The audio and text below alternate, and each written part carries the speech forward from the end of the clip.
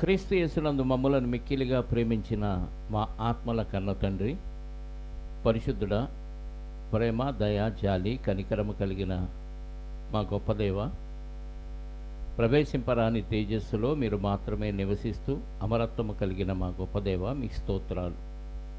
మీ పిల్లలుగా మేము భూమి మీద బ్రతుకుతున్న తరుణములో ఒకప్పుడు మిమ్మల్ని విడిచిపెట్టి లోకాన్ని హత్తుకొని లోకాశల్లో బ్రతుకుతున్న మా బ్రతుకుల్ని మీ ఏకకుమారుడైన క్రీస్తు ద్వారా తిరిగి మీ చెంతకు చేర్చుకొని మీ వెలుగులో ప్రవేశించే మహాభాగ్యాన్ని అల్పులమి అయోగ్యులమైన మాకు కూడా అనుగ్రహించినందుకు మీకు కృతజ్ఞతాస్తుతులు మీ కుమారుడైన క్రీస్తు ద్వారా చెల్లిస్తూ, ఇదిగో నాయన, మత్తయి సువార్త 1వ అధ్యాయం నుండి మేము ధ్యానిస్తూ ఉండగా మీ సహాయాన్ని మాకు ఇప్పటి వరకు అందించినందుకు కృతజ్ఞతలు చెల్లిస్తూ, ఇదిగో నాయన 5వ అధ్యాయంలోని 13వ వచనం నుండి ఆలోచించడానికి సిద్ధపడుతూ ఉండగా శ్రేష్టమైన సంగతులు, మా ఆత్మలకు ఆశీర్వాదకరముగా ఉన్న సంగతులు, అందులో నుంచి మేము గ్రహించగలిగే మనస్సును మాకు అనుగ్రహించమని, మా సొంత ఆలోచనతో కాక వాక్యాన్ని వాక్యముతో సరిచూస్తూ బోధించే సామర్థ్యాన్ని మీ ఆత్మ సహాయంతో నాకు అనుగ్రహించమని, మీ పిల్లలు విని విడిచిపెట్టువారై ఉండక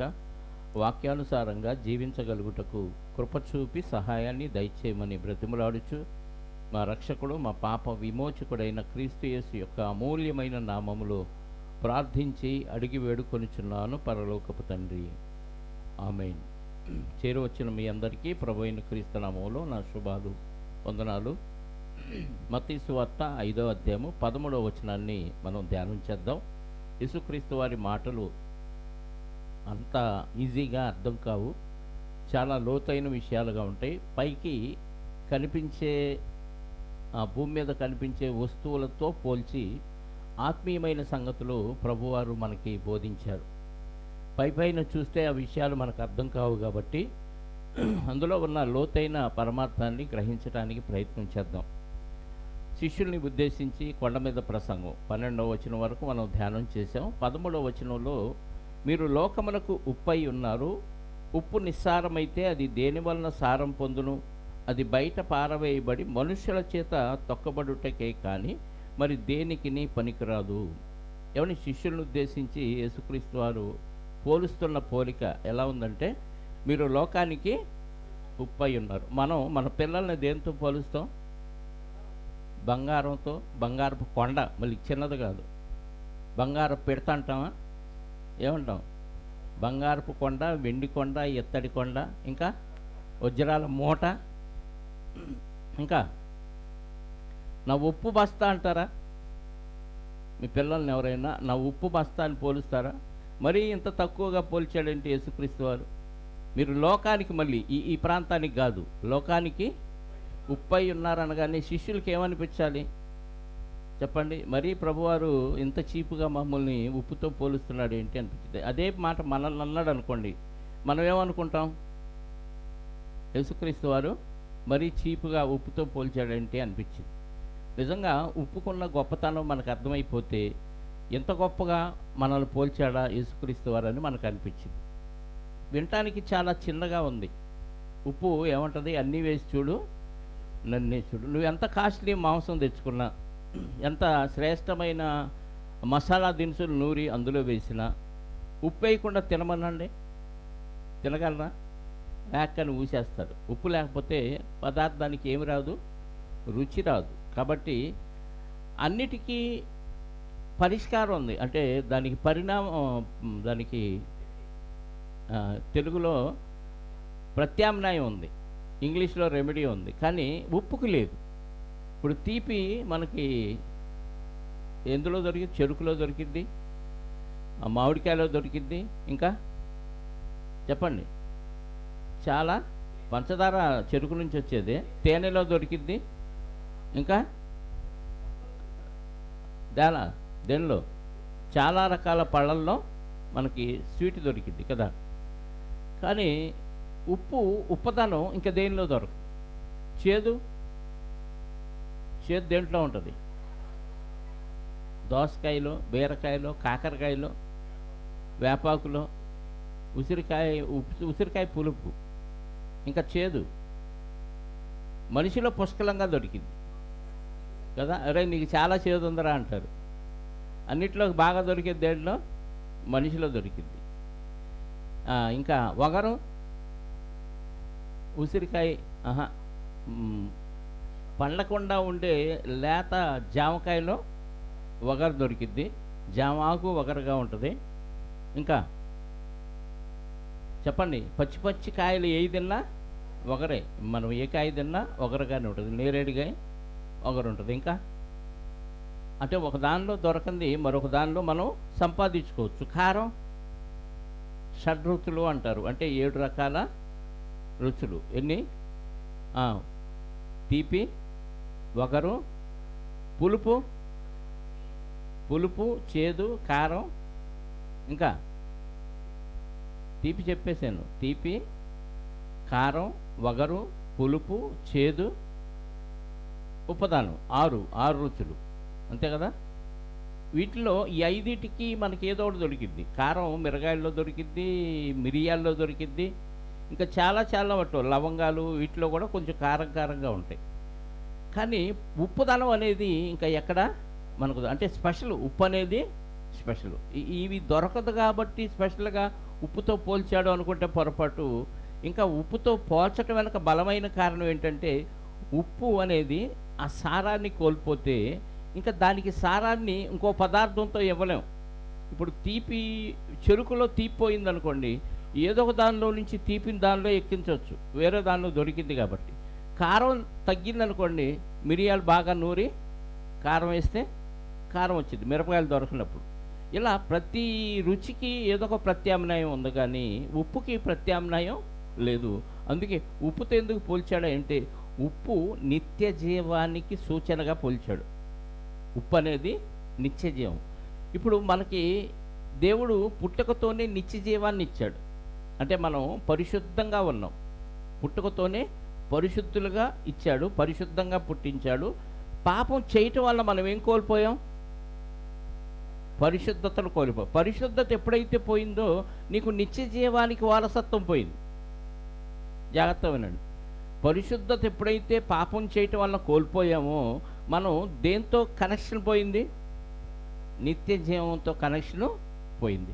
ఇప్పుడు మళ్ళీ నిత్య జీవం రావాలంటే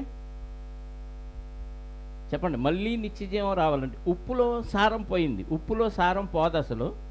ఉప్పులో సారం పోయిందనుకోండి, ఉప్పు కరిగిపోద్ది కదా. ఎందులో వేసినా తన స్వరూపాన్ని కోల్పోయి తన రుచిని మాత్రం ఇచ్చింది తప్ప తన ఉనికిని చాటింది, కానీ ఆ స్వరూపం కనపడదు. ఉప్పు సారం పోయిందనుకోండి, ఆ ఉప్పులో సారం పోతే దేని వలన దానికి ఉపదానాన్ని ఇస్తాం? చెప్పండి. ఉప్పుకు బదులుగా ఉప్పు పోయింది, ఏది వేస్తే ఆ రుచి వచ్చింది?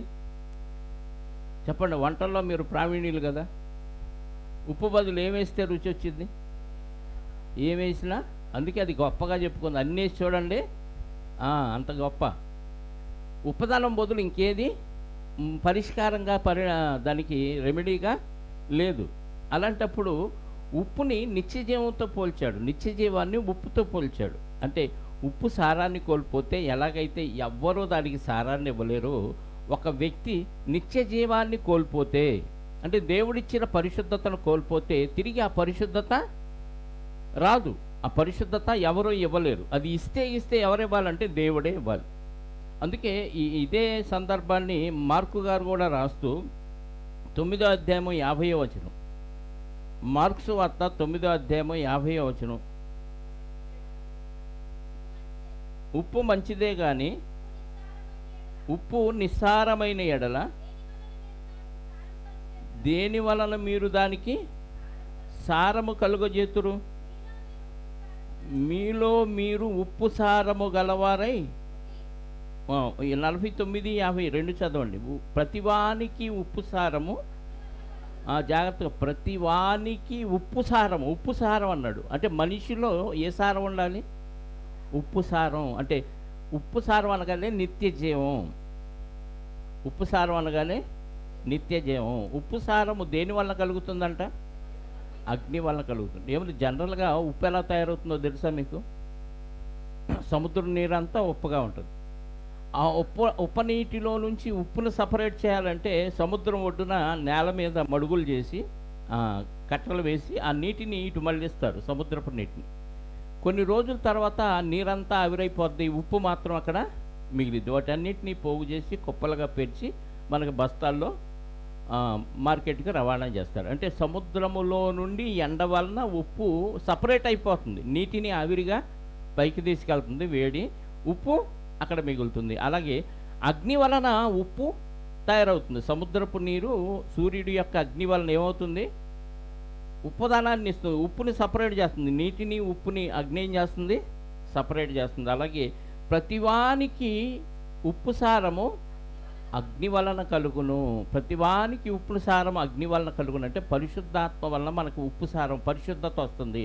దానికి కారణం యేసుక్రీస్తు వారు. యేసుక్రీస్తు వారు మనల్ని క్షమించటం, యేసుక్రీస్తు ద్వారా దేవుడు క్షమించటాన్ని బట్టి పరిశుద్ధాత్మ మనకి ఆ పరిశుద్ధతనిస్తున్నాడు. మనల్ని పరిశుద్ధపరిచేది పరిశుద్ధాత్మ. అర్థమవుతుందా?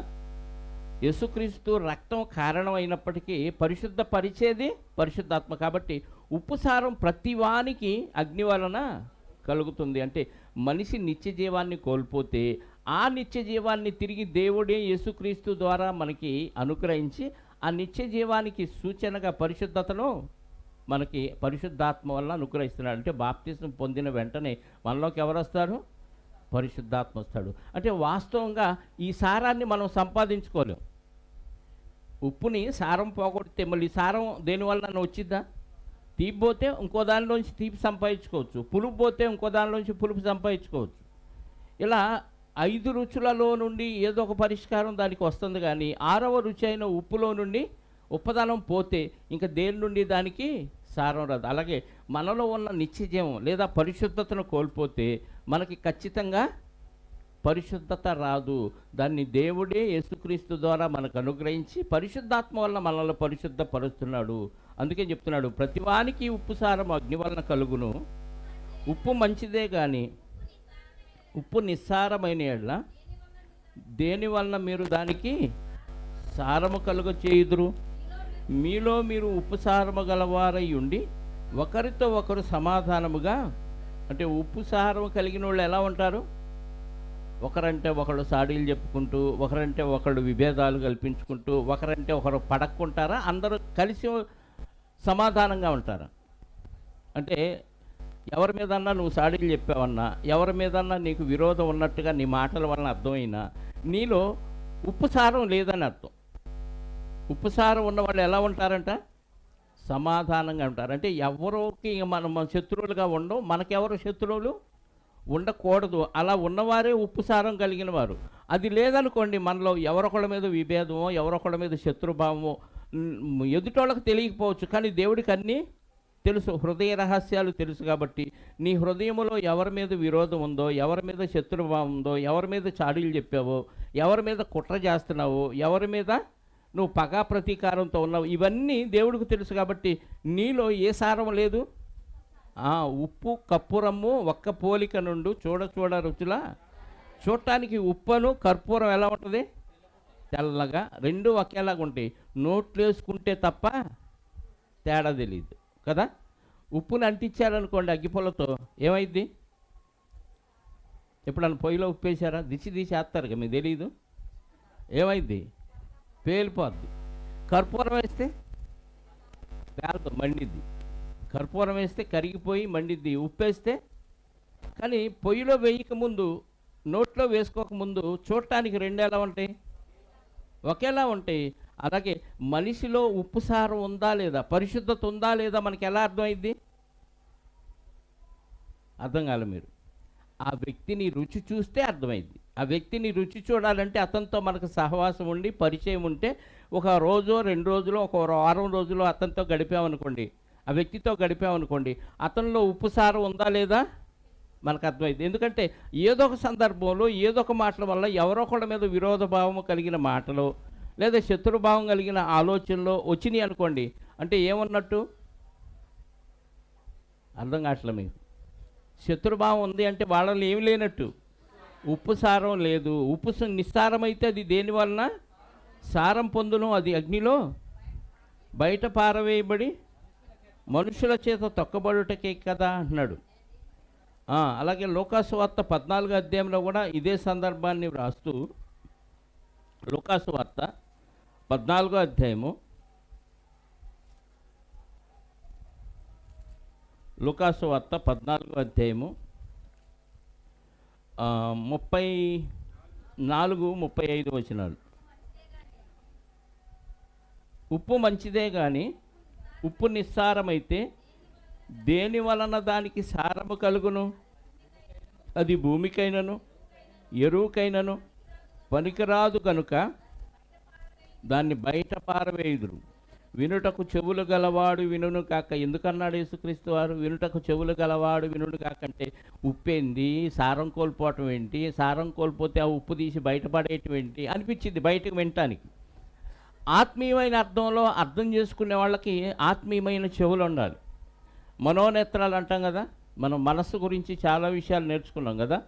మనోనేత్రాలలాగా చెవులు, మనస్సుకు చెవులు ఉంటాయి, మనిషికి కళ్ళు ఉంటాయి, మనసుకి అన్నీ ఉంటాయి, అవయవాలు, నోరు ఉంటుంది. మనోనేత్రంతో మనం చూసినట్టుగా చెవులు గలవాడు వినునుగా కంటే ఆత్మీయమైన విషయాలు వినటానికి కావలసిన చెవులు ఉండాలి. చెవులతో వింటాం, ఈ చెవులతో, కానీ దాన్ని అర్థం చేసుకునే మనసు మనకి ఉండాలి. దానికి ఆత్మీయమైన చెవులు గలవాడు. వినుటకు చెవులు గలవాడు వినుగాక. ఎందుకన్నాడంటే ఉప్పేంటి, సారం ఏంటి, కోల్పోవటం ఏంటి, కోల్పోతే అది బయట పారవేయబట్టడానికి ఏంటి, కాళ్ళతో తొక్కబట్టడం ఏంటంటే నీలో పరిశుద్ధత కోల్పోతే నువ్వు నరకములో పడవేయబడతావని సూచించాడంతే. అర్థమైందా? ఇది చాలా ఇంపార్టెంట్.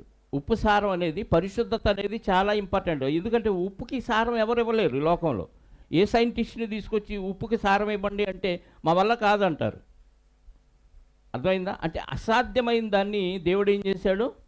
పరిశుద్ధత కోల్పోయిన వానికి ఆ పాపములన్నీ క్షమించి తిరిగి పరిశుద్ధతను ఆపాదించడం అనేది అది దేవునికే సాధ్యమైంది.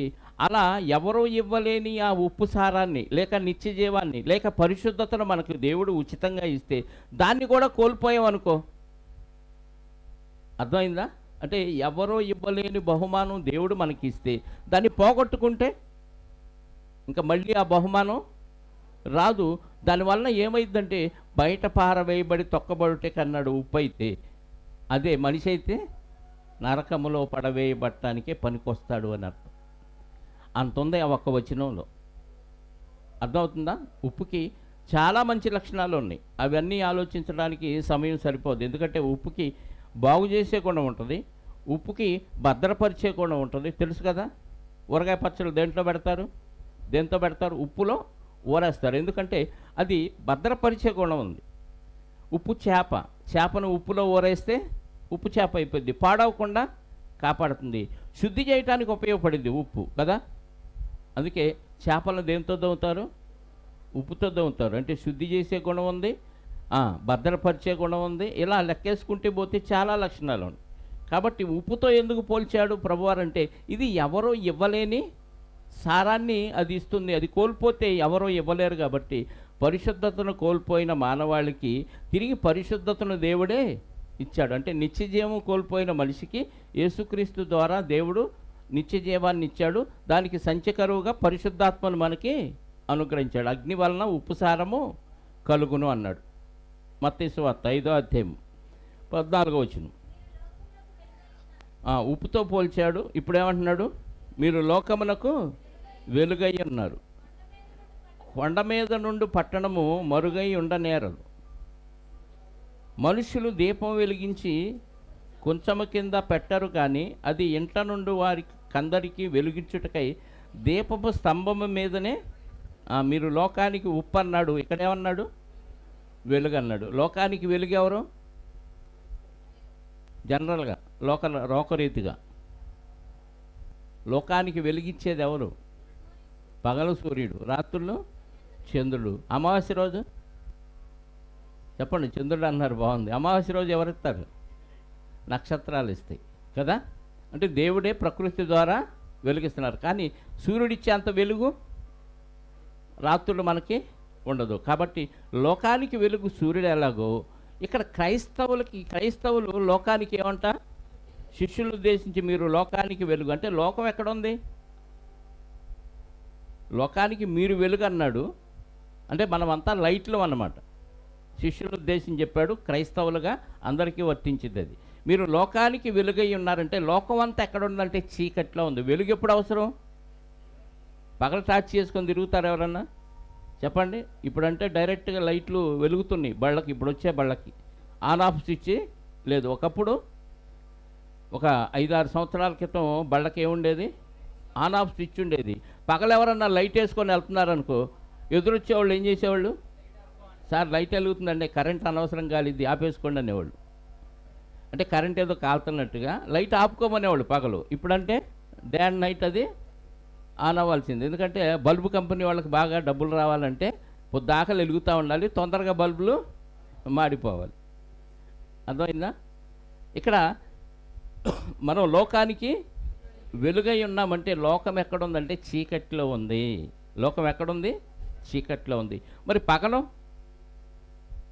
కూడా లోకం చీకట్లో ఉందంటే, పగలు కూడా లోకం చీకట్లోనే ఉంది. ఏ చీకటి అయ్యానంటే అది పాపం అనే చీకటి. లోకమంతా పాపమనే చీకట్లో ఉంది. మీరు లోకానికి ఉప్పై ఉన్నారంటే, లోకమంతా ఉప్పు సారాన్ని కోల్పోయింది. పై మాటను మనం చూస్తే 13వ వచనంలో, మీరు లోకమంతా ఏం కోల్పోయిందంటే నిత్య జీవాన్ని కోల్పోయింది. అంటే పరిశుద్ధతను కోల్పోయింది.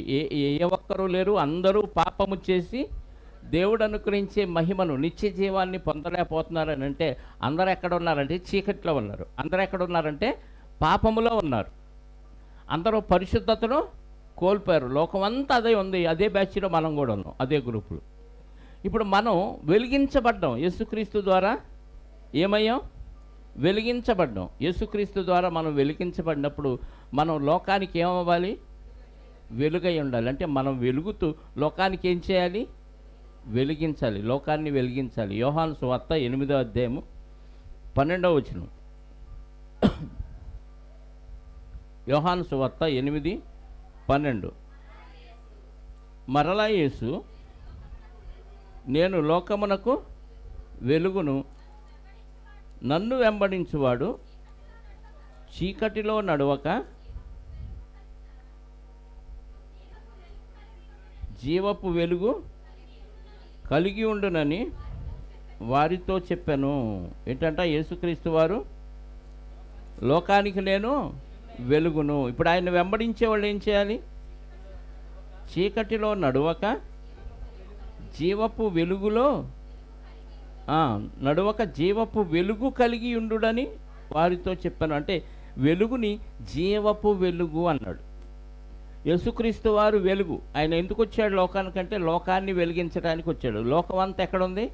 చీకట్లో. అంటే సాతాను యొక్క కబంధ హస్తాల్లో ఇరుక్కుపోయింది. కాబట్టి వాడు అంటాడు యేసుక్రీస్తు వారితో, 4వ అధ్యాయంలో మనం చదువుకున్నాం కదా, ఈ లోకరాజ్యములన్నీ ఒక్క నిమిషంలో ఆయనకు చూపించి ఏమన్నాడు? ఇవన్నీ నా చేతికి అప్పగించబడి ఉన్నాయి, నేను ఎవరికి ఇవ్వాలని కోరుకుంటానో వాళ్ళకి ఇస్తాను, నువ్వు నా పాదాలకి మొక్కమన్నాడు, నమస్కారం చేయమన్నాడు. అంటే లోకమంతా చీకటి శక్తి అయిన అపవాది ఆధీనంలో ఉండిపోయింది. అపవాదికి బానిసలైపోయి వాడి ఆధీనంలోకి వెళ్ళిపోయినప్పుడు ఆ చీకటిలో ఉన్న అందరినీ వెలిగించడానికి యేసుక్రీస్తు వారు పరలోకము నుంచి ఒక గొప్ప వెలుగుగా భూమి మీదకి వచ్చి, నేను లోకానికి ఏమన్నాడు? వెలుగును అన్నాడు. ఇప్పుడు క్రీస్తుని నమ్మిన ప్రజలు ఏమవ్వాలి చెప్పాలి? ఎవరు? క్రీస్తుని నమ్మిన ప్రజలు ఏమై ఉండాలి? ఖచ్చితంగా వెలుగై ఉండాలి. అంటే నువ్వు వెలుగుతూ ఉండాలి, అందరినీ వెలిగిస్తూ ఉండాలి. ఇది ప్రతి క్రైస్తవుడు చేయవలసిన పని. 9వ అధ్యాయము అదే యోహాను సువార్త 9వ అధ్యాయము 5వ వచనం చూడండి.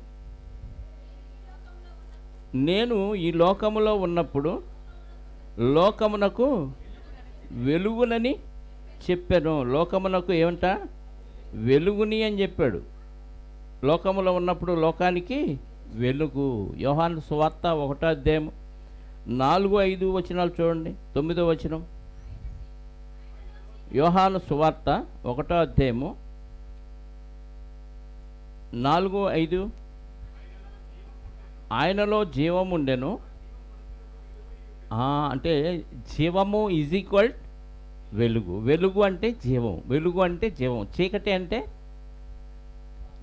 అంటే పాపం లేదా నిర్జీవం. అంటే నరకానికి వెళ్ళేవాళ్ళు చీకట్లో ఉన్నట్టు, పరలోకానికి వెళ్ళేవాళ్ళు ఉప్పై ఉన్నట్టు ప్లస్ వెలుగై ఉన్నట్టు. నేను లోకములో ఆయనలో జీవం ఉండెను, ఆ జీవము మనుష్యులకు వెలుగై ఉండెను.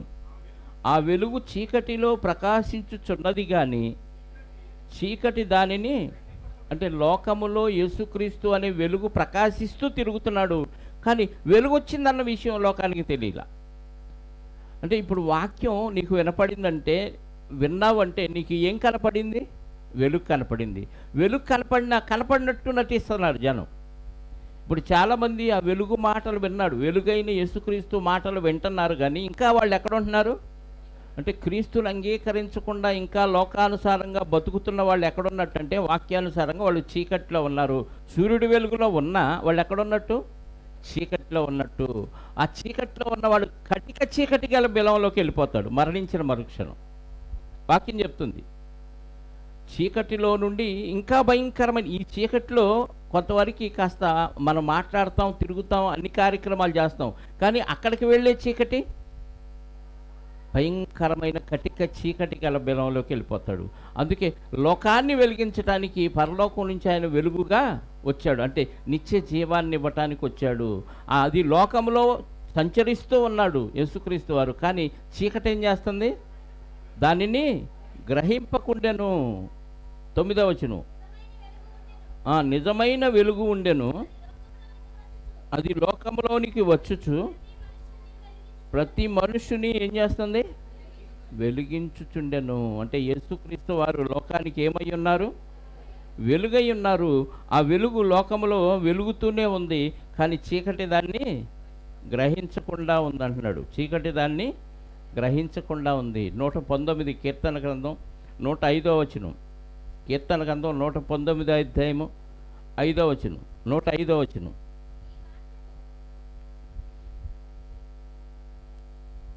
కీర్తన 119, 105. నీ వాక్యము నా పాదములకు ఎక్కడికి నడిపించటానికి? నిత్య జీవానికి నడిపించటానికి వాక్యము నా పాదములకు దీపం. వాక్యం అంటే ఆది యందు వాక్యం ఉండెను, వాక్యము యోహాను సువార్త 1:1-2 వచనాల్లో ఏముంటుంది? 1వ అధ్యాయంలో ఆది యందు వాక్యం ఉండెను, వాక్యము దేవుని యొద్ద ఉండెను, వాక్యము దేవుడై ఉండెను. ఆ వాక్యము 14వ వచనం శరీరధారిగా కృపాసత్య సంపూర్ణుడుగా మన మధ్య. ఇప్పుడు ఆ వాక్యము మన పాదాలకి అంటే చెప్పండి. ఈ కాళ్ళ దగ్గర లైట్లు పెట్టుకున్నాం అనుకోండి, ఎల్ఈడి లైట్లు పెట్టుకున్నాం, ఫోకస్ లైట్లు పెట్టుకున్నాం. ఇప్పుడు కాలు ముళ్ళల్లో కానీ బురద గుంటలో కానీ అసహ్యంలో కానీ వేస్తామా? కాళ్ళకి ఏమున్నాయి? లైట్లు ఉన్నాయి. కాబట్టి లైట్లో ఉన్న కాలు చక్కగా మంచి ప్రదేశంలో ఎలాగ వేస్తామో, నీ పాదాలకు వాక్యం దీపంగా ఉంటే నీ నడక ఎలా ఉంటుంది? నిత్యజీవం వైపు ఉంటుంది. నీ నడక ఎలా ఉంటుంది? నిత్యజీవం వైపు ఉంటుంది. అంటే వాక్యానుసారంగానే నువ్వు బతుకుతావు అని అర్థం. అర్థమైందా? నీ వాక్యము నా పాదములకు దీపము అన్నాడు. 42 యెషయా గ్రంథం 42వ అధ్యాయము 6-7 వచనాలు. యెషయా గ్రంథం 42:6-7 వచనాలు. గుడ్డివారి కన్నులు తెరుచుటకును, బంధింపబడిన వారిని చెరలో నుండి, గుడ్డివారి కన్నులు తెరుచుటకును, బంధింపబడిన వారిని చెరసాలలో నుండి వెలుపలికి తెచ్చుటకును, చీకటిలో నివసించు వారిని బందీగృహములో నుండి వెలుపలికి తెచ్చుటకును, యెహోవానగు నేనే నీతి విషయములలో నిన్ను పిలిచి నీ చేయి పట్టుకొని ఉన్నాను, నిన్ను కాపాడి ప్రజల కొరకు నిబంధనగాను అన్యజనులకు వెలుగుగాను నిన్ను నియమించి ఉన్నాను. యేసుక్రీస్తు వారి గురించిన ప్రవచనం ఇది. యేసుక్రీస్తు వారిని ఎందుకు నియమించా అంట దేవుడు? చివరి మాట కాదు, మొదటి నుంచి ఏమన్నాడు? బంధింపబడిన వారిని, చెరసాల్లో ఉన్నవారిని, గుడ్డివారి కన్నులు తెరచటానికి, బంధింపబడిన వారిని అంటే మనోనేత్రాలతో మూసుకుపోయిన వారు ఉంటారు కదా, మనోనేత్రాలు మూసుకుపోయి వాక్యం అర్థం కాక అలా కళ్ళకేమి గంతలు కట్టినట్టుగా ఉంటారు చూడు, వాక్యానుసారంగా బతకనోళ్ళు. ఆ కళ్ళు తెరిపించడానికి వచ్చాడు. 2, చీకటిలో అంటే పాపములో ఉన్న వారిని బందీ గృహములో నుండి అంటే పాపంలో ఉన్నవారు ఎవరు బందీ గృహంలో ఉన్నారు? సాతాను యొక్క హస్తాల్లో ఇరుక్కుపోయారు. అంటే వాడు దాచిపెట్టాడు. ఎక్కడ? జైల్లో ఉన్నారు వాళ్ళు వాస్తవంగా. కానీ వాళ్ళకేమనిపిస్తుందంటే మేము విశాలమైన ఈ ప్రకృతిలో ఉన్నాం కదా అనుకుంటున్నారు. కానీ వాళ్ళు సాతాను యొక్క హస్తాల్లో ఉన్నారు. చనిపోగానే అటు నుంచి అటు శాశ్వత బందీ గృహానికి వెళ్ళిపోతారు. దాని పేరే నిత్య నరకం.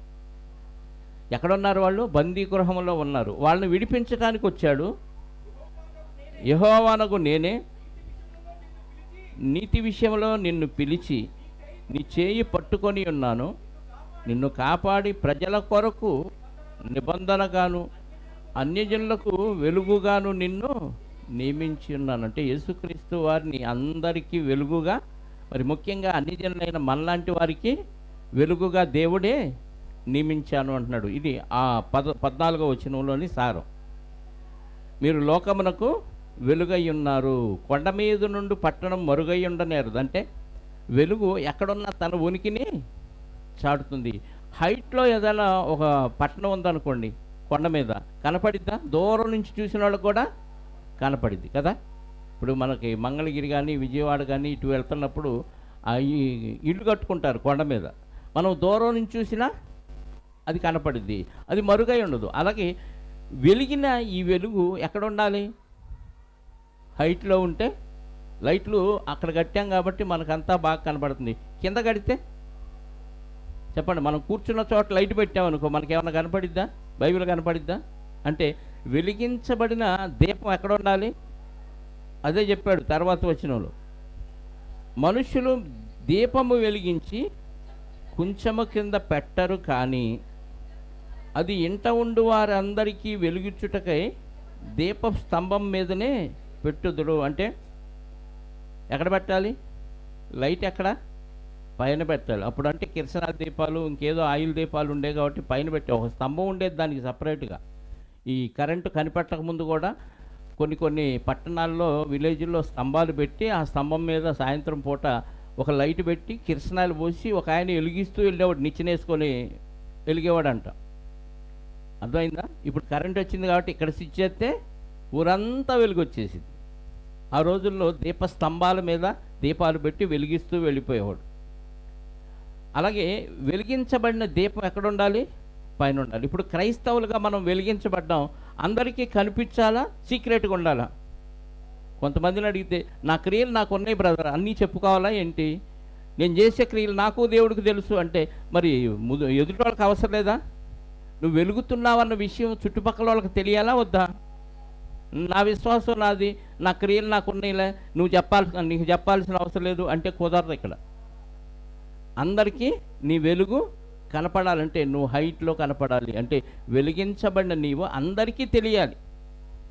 కింద పెట్టరు, టేబుల్ కింద దీపం పెడితే ఎవరికీ కనపడదు, అదే స్తంభం మీద పెడితే అందరికీ కనిపించింది. కాబట్టి ప్రతి క్రైస్తవుడు క్రీస్తును అంగీకరించిన వాళ్ళు వెలుగుగా అందరికీ తన్ను తాను కనపరుచుకొని అందరినీ వెలిగిస్తూ ఉండాలి.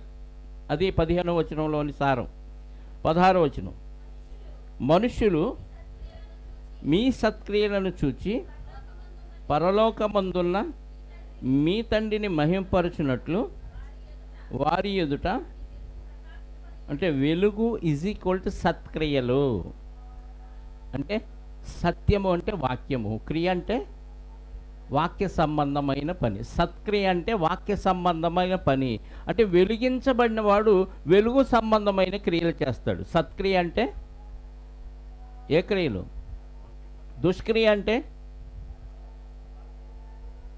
ఏం అర్థమవుతుందో అర్థమవుతుందో తినొచ్చారా?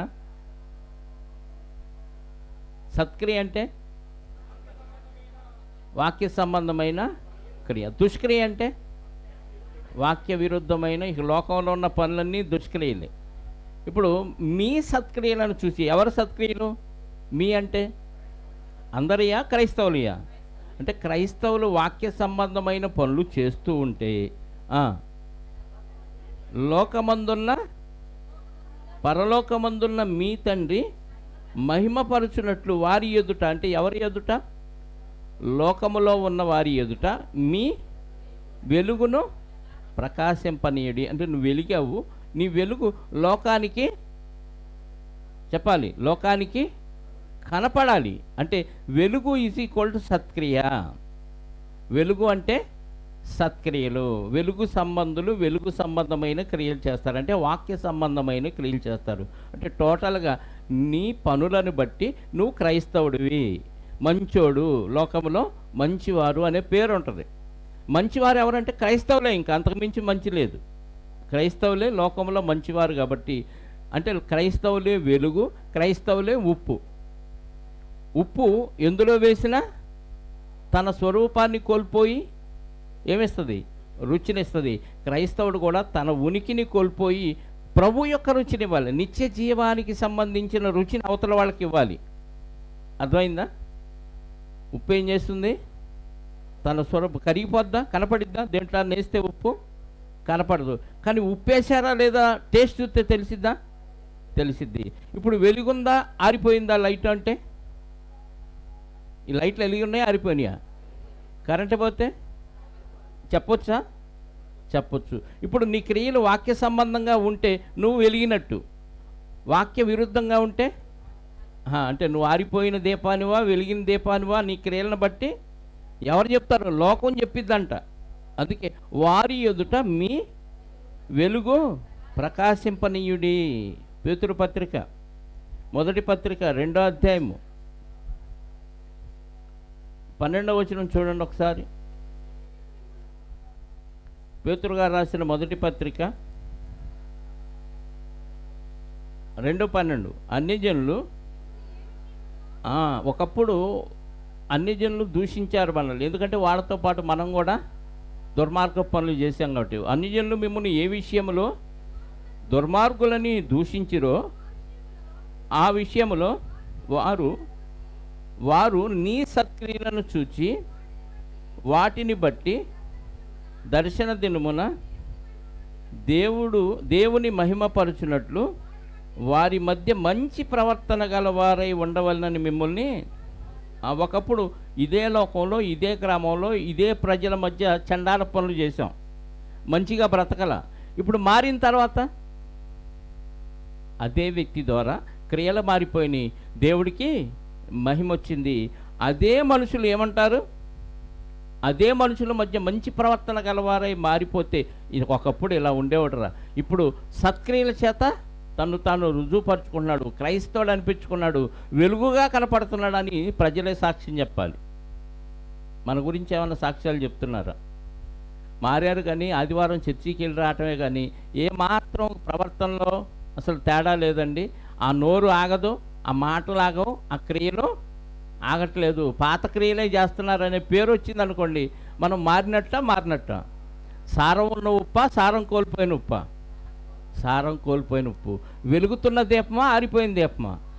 ఆరిపోయిన దీపం అయిపోతామండి. నీ దీపాన్ని నువ్వే అర్పించుకుంటే ఎవరు వెలిగిస్తారో? ఒకేసారి ప్రభువారు శిలువలో చనిపోయాడు, మళ్ళీ వెలిగించడానికి ఆయన మళ్ళీ రాడు. ఒకే అవకాశం, బంపర్ ఆఫర్ మనకి ఇచ్చాడు.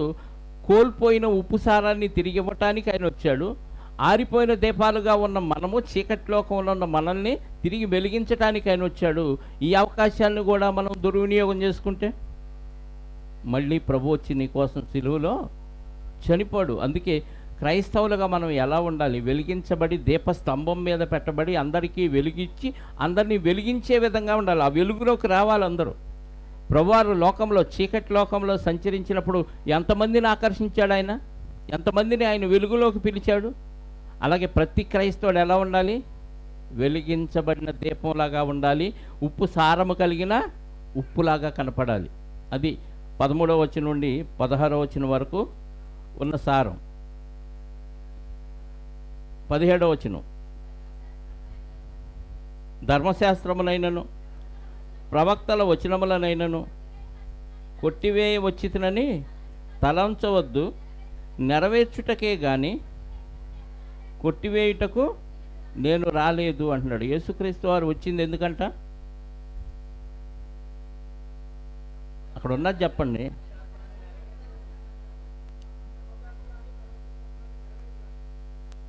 కింద మాట 18 కూడా, ఆకాశమును భూమియు గతించిపోయిననే గాని ధర్మశాస్త్రమంతయు నెరవేరు వరకు దాని నుండి ఒక పొల్లైనను సున్నైనను తప్పిపోదని నిశ్చయముగా మీతో చెప్పుచున్నాను. 17, 18 వచనాలు కొంచెం జాగ్రత్తగా ఆలోచిస్తే, ధర్మశాస్త్రాన్ని కొట్టివేయటానికి నేను రాలేదు, నెరవేర్చడానికే నేను వచ్చాను అని చెప్పాడు. 17వ వచనం. 18 ఏమన్నాడు? ఆకాశం భూమి గతించిపోతాయేమో కానీ ధర్మశాస్త్రం అంతయు నెరవేరు వరకు అందులో సున్నైనను పొల్లైనను తప్పిపోదని మీతో. అంటే నెరవేరు వరకు తప్పిపోదంటే నెరవేరితే తప్పిపోవచ్చా, పోకూడదా? నేను వచ్చేదాకా మీరు ఇక్కడి నుంచి కదలొద్దు అని బయటికి వెళ్ళాను అనుకోండి, మీకు అర్థమైందా? నేను వచ్చేదాకా మీరు ఎక్కడి నుంచి కదలొద్దు, నేను వచ్చే వరకు మీరు ఇక్కడే ఉండండి అన్నాను. కాసేపటికి ఎవరు ఇక్కడ లేరు అంటే నేను వచ్చినట్ట రానట్ట? అర్థం కాల. నేను వచ్చే వరకు మీరు ఎక్కడి నుంచి వెళ్ళొద్దు, నేను వచ్చిన తర్వాత వెళ్ళొచ్చు అన్నాను. ఇప్పుడు కాసేపటికి ఎవరు లేరు ఇక్కడ అంటే నేను వచ్చితేనే కదా వెళ్ళమని చెప్పాను. అర్థమైందా? నేను ఇక్కడికి వచ్చినట్ట రానట్ట?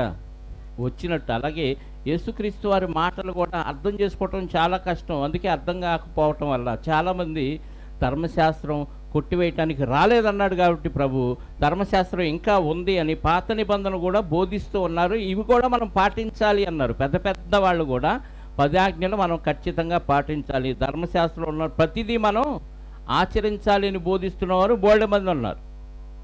ఎందుకంటే ఇదిగో ఈ పదాన్ని బట్టి ధర్మశాస్త్రమునైనను ప్రవక్తల వచనములనైనను నేను కొట్టివేయ వచ్చితులని తలంచవద్దు, నెరవేర్చుటకే కానీ, అంటే నెరవేర్చడానికే వచ్చాను కానీ కొట్టివేయటానికి రాలేదని. కింద మాట ఏమన్నాడంటే ఆకాశము భూమి గతించిపోయిననే కానీ ధర్మశాస్త్రం అంతయు నెరవేరు వరకు దాని నుండి ఒక సున్నైన పొల్లైనను తప్పిపోదని నిశ్చయముగా మీతో చెప్పుచున్నాను. అంటే అర్థం ఏంటి? నెరవేరిస్తే తప్పిపోతుంది అని అర్థం. ఎందుకంటే ధర్మశాస్త్రము వలన ఏ ఒక్కడో నీతిమంతుడుగా తీర్చబడలేదు. ధర్మశాస్త్రం వలన ఏ ఒక్కడో నీతిమంతుడుగా తీర్చబడలేదు కాబట్టి ఎవరో దాన్ని పాటించలేకపోయారు, ఎవరో పూర్తిగా దాన్ని అనుసరించలేకపోయారు కాబట్టి దాన్ని కొట్టివేయలేకపోయారు. ఎందుకంటే కొత్త నిబంధన చేయాలంటే పాతది ఏం చేయాలి? కొట్టివేయాలి. కాబట్టి పాత నిబంధనను కొట్టివేయటానికి ముందు ఏం చేశాడంటే ఈయన అన్నీ పాటించాడు. కొట్టివేయటానికి ముందు ఏం చేశాడు? అన్నీ పాటించాడు. లూకాసు వార్త 16వ అధ్యాయము 17వ వచనం.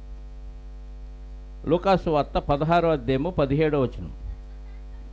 ధర్మశాస్త్రములో ఒక పొల్లైన తప్పిపోవుట కంటే ఆకాశమును భూమియు గతించిపోవుట, అంటే అసలు తప్పిపోదు. భూమి ఆకాశమైనా ఈజీగా తప్పిపోవచ్చు కానీ ధర్మశాస్త్రంలో దేవుడు రాయించినవన్నీ ఖచ్చితంగా నెరవేరాల్సిందే. ఎవరో నెరవేర్చలేదు. అప్పుడు ఎవరు నెరవేర్చాలి అంటే నెరవేర్చడానికి వచ్చిన యేసుక్రీస్తు వారే దాన్ని ఖచ్చితంగా నెరవేర్చాడు. అందుకే సిలువలో సమాప్తమైందని చెప్పడానికి ముందేమన్నాడు? సంపూర్ణముగా మీరిచ్చిన ఆజ్ఞలన్నీ నెరవేర్చాను అని చెప్పాడు యేసుక్రీస్తు వారు. అంటే నెరవేర్చాడు కాబట్టి ఆయన ఏం చేశాడు? దాన్ని సిలువలో కొట్టివేశాడు. కొరింథీ పత్రిక అంటే దాని గురించి మళ్ళీ లోతుకి వెళ్తే ఇంకా చాలా విషయాలు ఉంటాయి. ధర్మశాస్త్రాన్ని ఆయన కొట్టివేశాడు అనటానికి మనకి అనేకమైన వచనాధారాలు ఉన్నాయి. కొరింథీలకు రాసిన పత్రిక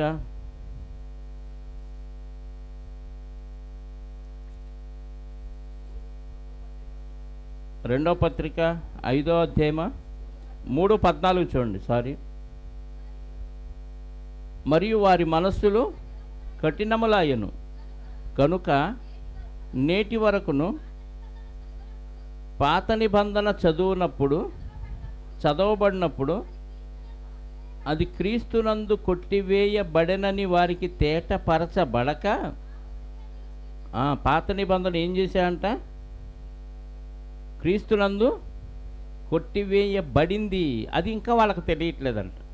ఎందుకంటే ఇదిగో ఈ వచనం పట్టుకున్నారు, నేను ధర్మశాస్త్రములైనను ప్రవక్తల వచనములనైనను కొట్టివేయట వచ్చితనని తలంచొద్దు అన్నారు కాబట్టి కొట్టేయలేదు ప్రభువారు, ఆయనే చెప్పాడు కదా అంటున్నారు. కానీ ఆకాశం భూమి అయినా గతించిపోద్ది కానీ ధర్మశాస్త్రంలో అన్నీ నెరవేరు వరకు అందులో పొల్లైనా సున్నైనా తప్పిపోదనే విషయం మర్చిపోయారు. కాబట్టి ధర్మశాస్త్రాన్ని పాటించి ఏం చేశాడు ఆయన? కొట్టివేశాడు. 19వ వచనం. కాబట్టి ఈ ఆజ్ఞలలో మిగుల అల్పమైన ఒకదానినైనను మీరి మనుషులకు అలాగు బోధించువాడెవడో వాడు పరలోక రాజ్యములో మిగుల అల్పుడనబడును. అయితే వాటిని గైకొని బోధించువాడు వాడెవడో వాడు పరలోక రాజ్యములో గొప్పవాడు అనబడును. ఇంతకీ పరలోక రాజ్యములో అల్పుడు గొప్పవాడు ఉంటాడా? చెప్పాలి. పరలోక రాజ్యం అనగానే పైకి వెళ్ళిపోకూడదు. అప్పుడే ఎక్కడ ఉంది పరలోక రాజ్యం? యేసుక్రీస్తు వారు బాప్తీసం ఇచ్చి యోహాను గారు, యేసుక్రీస్తు వారు సైతం బోధించారు, ఇదిగో పరలోక రాజ్యము సమీపించి ఉన్నది, మారు మనసు పొందండి. అంటే పరలోక రాజ్యం భూమి మీదకి వస్తే భూమి మీద ఆ రాజ్యములో చేర్చబడుతున్నాం. అంటే సంఘమే భూమి మీద ఉన్న పరలోక రాజ్యం. ఈ రాజ్యములో వాక్యానుసారంగా బతికిన వాళ్ళు, వెలిగిన వారు, లేదా ఉప్పు సారాన్ని కోల్పోకుండా ఉప్పు వలె ఆ మరణం వరకు ఆ సారాన్ని కలిగి ఉన్నవారు మాత్రమే అక్కడికి వెళ్తారు నిత్య జీవానికి. కాబట్టి పరలోక రాజ్యంలో అల్పుడు, పరలోక రాజ్యంలో గొప్పవాడు అనగానే పరలోకంలో గొప్పవారు అల్పులు ఉంటారని కాదు. అందరికీ నిత్యజీవం ఇస్తాడు అక్కడ. ఇక్కడ పరలోక రాజ్యం అనగానే లోక సంబంధమైన ఈ సంఘములో గొప్పవాడెవడు, సంఘములో అల్పుడెవడంట? ఈ ఆజ్ఞలలో మిగుల అల్పమైన ఒకదానినైనను మీరి మనుషులకు అలాగూ బోధించువాడెవడో పరలోక రాజ్యంలో అల్పుడెవడనంటే వాక్యానుసారంగా వాడు బతకడు. కానీ నువ్వు అలా చేయి ఇలా చేయని బోధిస్తాడు. ఇప్పుడు మీరు అల్ప బోధకుడా గొప్ప బోధకుడు అనేది ఎలా నిర్ధారిస్తామంటే బాగా వాక్యం చెప్పినోడు గొప్పోడు కాదు. పరలోక రాజ్యంలో ఎవరు గొప్పోళ్ళు అంటే ఆ ఆజ్ఞానుసారంగా పాటిస్తూ బోధించేవాడు గొప్పవాడు పరలోక రాజ్యంలో. అంటే సంఘములో పాటించకుండా బాగా వాక్యం చెప్పేవాడు అక్కడ ఏముంది అదే చెప్పండి, అల్పుడు. అంటే పరలోక రాజ్యంలో అంటే సంఘములో గొప్పవాడు ఎవడయ్యానంటే వాక్యానుసారంగా బతుకుతూ వాక్యాన్ని బోధించేవాడు గొప్పవాడు. వాక్యానుసారంగా బతకపోయినా మీరు అలా ఉండండి ఇలా ఉండండి అలా చేయండి ఇలా చేయండి అని బోధించేవాడు అల్పుడు. అది అర్థం కావాల్సింది. అక్కడ పరలోక రాజ్యం గురించి కాదు, ఇక్కడ భూమి మీద ఉన్న పరలోక రాజ్యం గురించే ఆయన మాట్లాడాడు. రైట్. 20వ వచనం. శాస్త్రుల నీతి కంటేను పరిసయ్యుల నీతి కంటేను మీ నీతి అధికము కాని ఎడల మీరు పరలోక రాజ్యములో ప్రవేశింపనేరని మీతో శాస్త్రుల నీతి పరిసయ్యుల నీతి అంటే ఆ రోజు యెరూషలేము దేవాలయం ఆ ప్రాంతంలో ఉండి యాజక ధర్మం చేసేవాళ్ళు, మరి వాక్యాన్ని బోధించేవాళ్ళు, సమాజ మందిరాల్లో ఎలా ఉండాలి అలా ఉండాలని తెలియచేసేవాళ్ళు శాస్త్రులు పరిచయాలు. మనకి 23వ అధ్యాయము మత్తయి సువార్తలోనే చెప్పాడు వాళ్ళందరూ ఎలా ఉంటారు, వాళ్ళ నీతి ఎంతవరకు ఉంటుందో చెప్తున్నాడు. 23వ అధ్యాయము మత్తయి సువార్త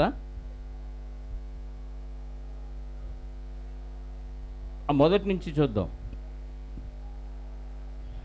అప్పుడు యేసు జనసమూహములతో ఇట్లన్నాడు, జనసమూహములతోనూ తన శిష్యులతోనూ ఇట్లన్నాడు, శాస్త్రులను పరిచయులను మోషే పీఠ మందు కూర్చుండేవారంటే మోషే ఇచ్చిన ఆజ్ఞలను తెలియచేసేవారు. మోషే గారి ప్లేస్లో వీడు కూర్చొని ఇలా చేయండి అలా చేయండి అని చెప్పేవాడు. కనుక వారు మీతో చెప్పిన వాటన్నిటినీ అనుసరించి వాళ్ళు ఏం చెప్తారో మీరు అది పాటించండి. అయినను వారి క్రియల చొప్పున మీరు అంటే శాస్త్రులు పరిచయాలు ఏం చేస్తారు, బాగా చెప్తారు. అంటే వాళ్ళు వాక్యాన్ని బాగా బోధిస్తారు. ఎందుకంటే ధర్మశాస్త్రంలో ఏది ఉందో అదే చెప్తున్నారు. అర్థమైందా? వాక్యంలో ఏది ఉందో అదే చెప్తున్నారు, మంచివాళ్ళే. కానీ వాళ్ళు పాటించే విధానం మీరు పాటించొద్దు అంటున్నాడు. అంటే అర్థం ఏంటంటే వీళ్ళు చెప్పినట్టుగా బ్రతకరు, చెప్పినట్టుగా చేయరు. కాబట్టి మీరు వాడిని అనుసరించొద్దు, మరి ఎవరిని? వాక్యాన్ని అనుసరించండి. అర్థమైందా? ఎందుకంటే కారణం చెప్తున్నాడు, వారు చెప్పుదురే కానీ చెయ్యరు, మోయశక్యము కాని బరువులు కట్టి భారమైన బరువులు కట్టి మనుషుల భుజముల మీద వారు పెట్టుదురే కానీ తమ వ్రేలితోనైనను వాటిని అది చేయాలి, ఇది చేయాలి, దేవుడు అంటే ఏంటనుకుంటున్నారు, అసలు భయం లేదు, భక్తి లేదు అని ఊరక ఆసి మీరు ఇది చేయాలి, అది చేయాలి, దశంభాగాలు తేవాలి, మీరు ఏం తేటలేదు ఈ మధ్య అని భారం బాగా మోపుతారు. వాళ్ళు భరించలేనంత భారం మోపుతారంట. వీళ్ళు మాత్రం అలా వేలుతో కూడా, చాలామంది కాపర్లు అంతే కదండి, ఇటు పుల్ల తీసట్టు పెట్టరు. అది చేయండి, ఇది చేయండి, అద్దండి, ఇత్తండి, మీ ఇంట్లో కోడి గుడ్డు పెట్టిందా, నాకు తేలేదేంటి, మీ పెరట్లో కూరగాయ కాసిందా, ఇది ఆ దోసకాయో ఆ సొరకాయో వంకాయలో తేవాలా, ధాన్యం బస్తాలు కొన్ని మందిరాల్లో చూస్తే బస్తాలు బస్తాలు అలా పేరుకోయి ఉంటాయి. ఎందుకు తెచ్చారు వాళ్ళు? మోయశక్యము కాని బరువులు వాళ్ళ మీద మోపారు. చాలా సంఘాలు చూడండి మీరు, బస్తాలు బస్తాలు అక్కడ ఉంటాయి, ఇక్కడ గింజ కూడా రాదు. ఎందుకు చెప్పం కాబట్టి. మోయశక్యము కాని బరువులు వాళ్ళ మీద పెడతారు, కానీ వీడు మాత్రం అలా ఒక పొల్ల కూడా తీసి ఎవరి యొక్క విషయాల్లో, ఎవరి కష్టాల్లో సుఖాల్లో పొందుతారు, కానీ కష్టాల్లో అస్సలు పాలు పొందరు. అందుకే వాళ్ళ గురించి మీరు పట్టించుకోవద్దు, శాస్త్రులు పరిచయాలు లాగా మీరు ఉండొద్దు అన్నాడు. అదంతా అధ్యాయం అంతా అదే చెప్తున్నాడు. అది వద్దులండి, 20వ వచనం. కాబట్టి శాస్త్రుల నీతి కంటేను పరిచయాల నీతి కంటేను మీ నీతి అధికముగా ఉండును. శాస్త్రుల నీతి పరిచయాల నీతి ఎంతవరకు అయిందంటే, వారు పుదీనాలోను జీలకర్రలోను దశంభాగం తీస్తారు, కానీ తీయాల్సిన వాటిలో తీరు. వాళ్ళకి ఉన్న నియమం ఏంటంటే, విశ్వాసులు దశంభాగం తీసుకొస్తే, ఇప్పుడు రెఫరెన్సులు తీయండి, విశ్వాసులు అందరూ తీసుకొచ్చి వాళ్ళకి ఇవ్వాలి. ఎవరికి? ప్రధాన యాజకులకి, శాస్త్రులు, పరిచయులు, వీళ్ళ ధర్మశాస్త్రోపదేశకులకి ఇవ్వాలి. వాళ్ళు ఏం చేయాలో తెలుసా? అందులో నుంచి 10వ భాగం తీసి దేవుడికి అర్పించాలి. అర్థమవుతుందా? బలులు ఇచ్చేవి అవి వేరే, కానీ ప్రతి ఒక్కరూ ఇశ్రాయేల్లో 11 గోత్రాల వాళ్ళు, వీళ్ళకి లేవి గోత్రం వాళ్ళకి ఏం చేయాలి? దశంభాగాలు తెచ్చి ఇవ్వాలి.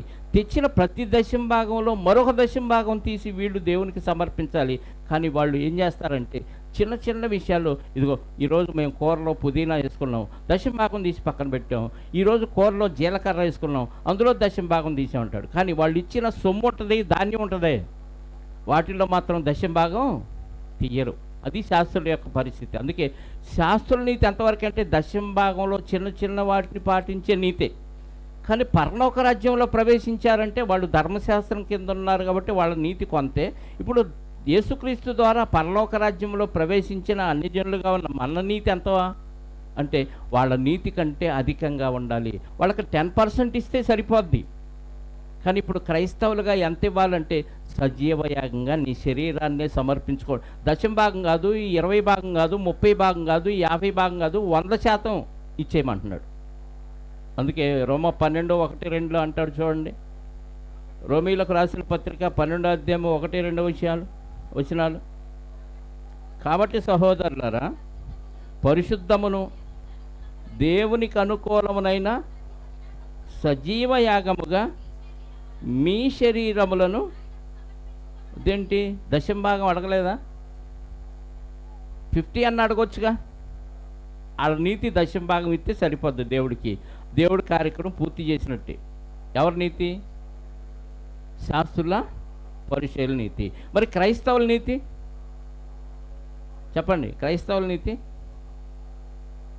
అర్థం కావట్లేదు, వినపడుతుందా? క్రైస్తవుల నీతి ఎంత నీతి? సజీవ యాగం వదిలేండి. 50% ఇస్తున్నారా? మొన్నే చెప్పాను ఉప్పలపాడులో, మీరు సంపాదించే దానిలో రోజుకి 10 రూపాయలు తీసి పక్కన పెడితే, 100 రూపాయలకు 10 రూపాయలు తీసి పక్కన పెడితే, ఒక వారం రోజులకి ఎంత వచ్చింది చెప్పండి?